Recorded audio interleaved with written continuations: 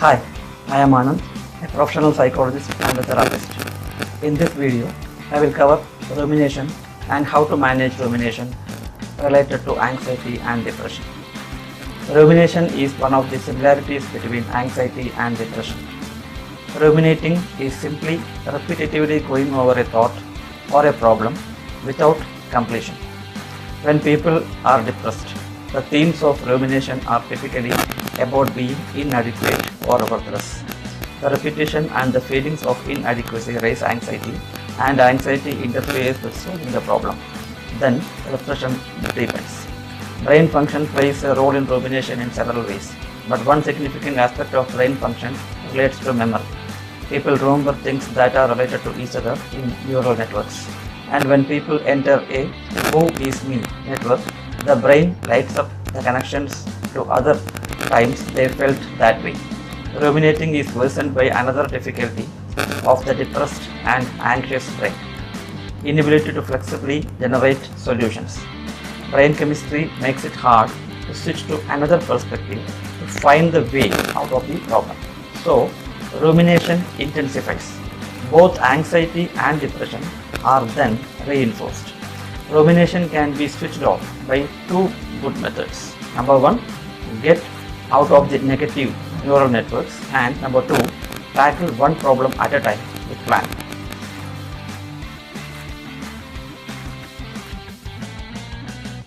End rumination by exciting the negative memory network first. Stop ruminating on negatives and activate a neural network on times when everything worked out okay. These might be hard to remember. Neural networks are triggered by mood, and your mood might have connected to other moods when you were afraid of bad outcomes. You can deliberately decide to recall instead of times when things worked out even though you had been afraid. Those networks of anxiety can lead to remembering positive outcomes. However, ruminating may get you too negative to shift into a network of positive thoughts without a memory jogger. What can shift you into different network? Number one, use family or friends to help you remember. Ask them to help you think of times when things turned out fine. Conversation with encouraging others can shift your attention to a different memory network, and when others point out positive outcomes at your request, you start down a different neural path.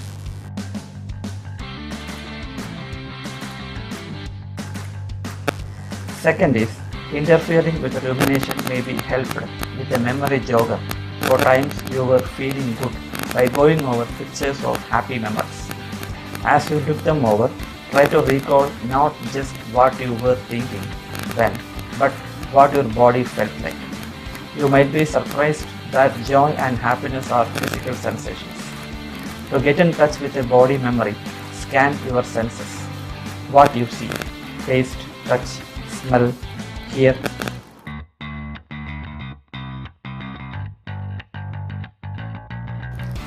Third technique is, music holds the power to put us directly back into a place when we listen to it. Usually, entering into the mood we were in when we listen, and then the pieces of memory fill in with people and situations. As one rather depressed person I know put it, I like to listen to songs from high school and college. From before things started getting complicated, maybe life was not perfect.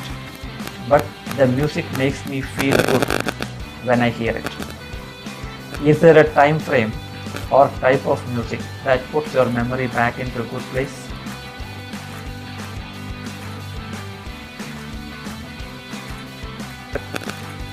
Number 4. Another rumination interrupter is to put yourself literally into a place you connect with things turning out for you. Taking a walk in a location that helps you enter a positive frame of mind can only be helpful. The idea of going into another network is not to get lost in old memories, but to find a way into a positive neural network from which you may springboard into a solution to your problem.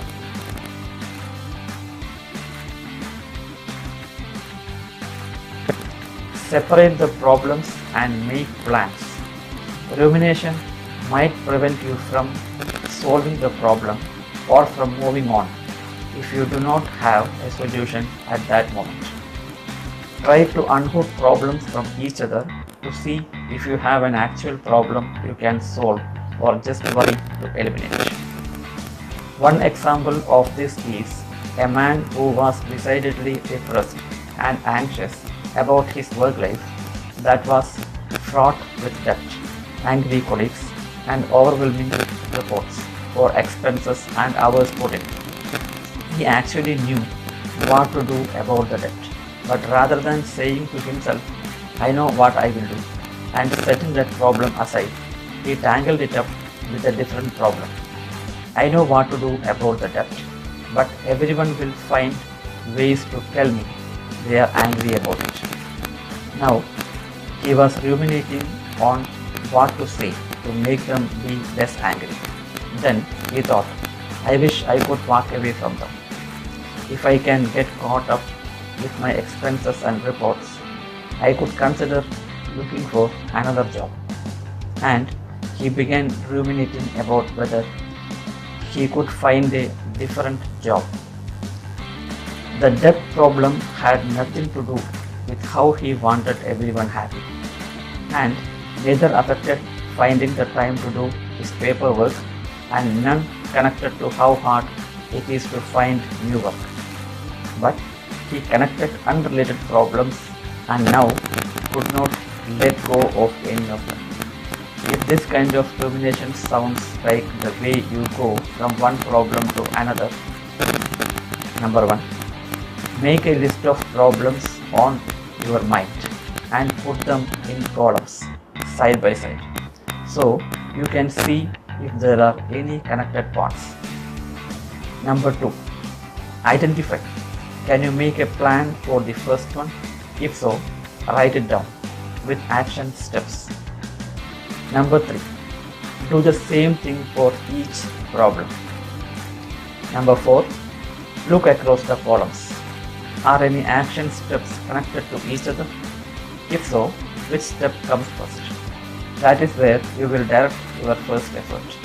If they are not connected, then pick which action plan you will attend to first. Number 5, see if any one problem in any one column has no solution. Then write down a date when you might have more information to make it useful to think about it again. This is now just a worry, and until it is possible to find a solution, you do not need to think about it in the meantime.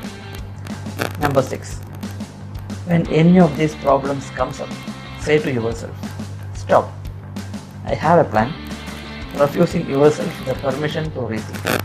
A plan is hard but worth the effort.